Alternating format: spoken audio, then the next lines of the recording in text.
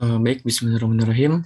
Pada hari ini kita akan belajar mengenai tata nama senyawa ion.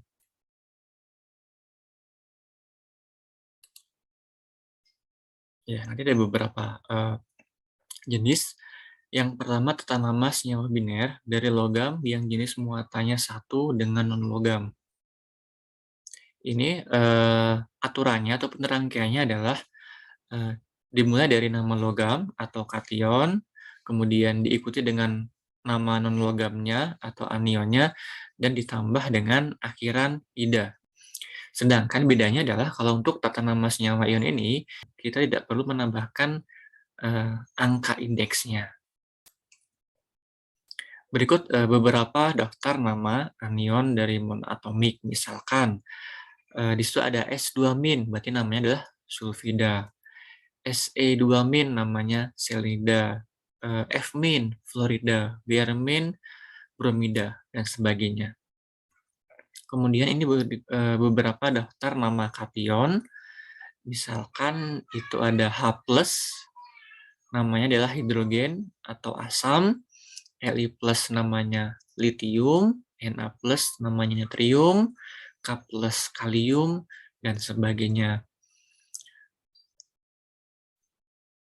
Contoh di sini, ini ada NaCl, ini berasal dari ion Na+ dan Cl-, sehingga kita bisa memberi nama sebagai natrium klorida.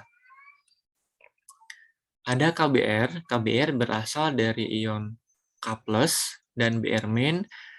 K+ itu berarti kalium, Br- namanya bromida, jadi KBr kita beri nama kalium bromida.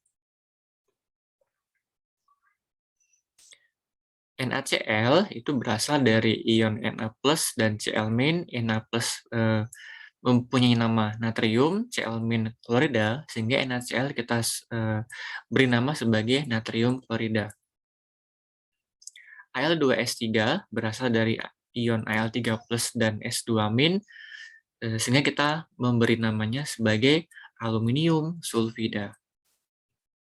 MgF2 berasal dari ion Mg2+ dan ion F-, sehingga kita memberi nama sebagai magnesium fluorida.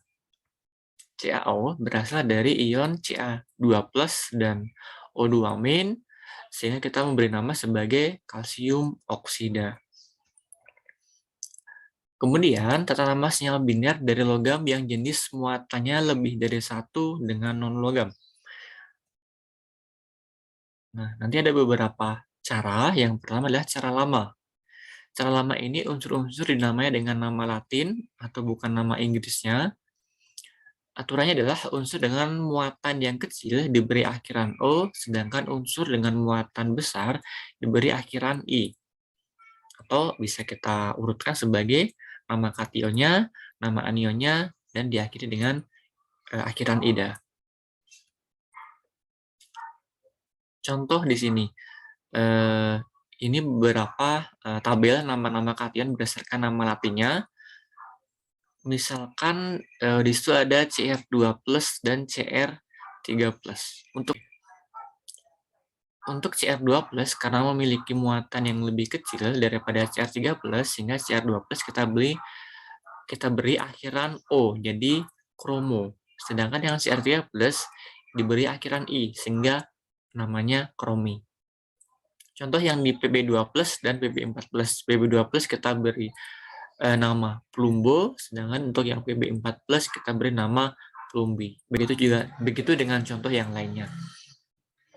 Contoh di FeCl2 dan FeCl3. Di FeCl2 di sini muatannya Fe itu adalah Fe2+, sehingga namanya menjadi ferroklorida.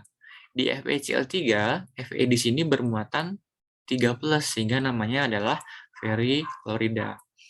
Ada CuCl dan CuCl2. CuCl di sini bermuatan plus, sehingga namanya adalah cuproklorida.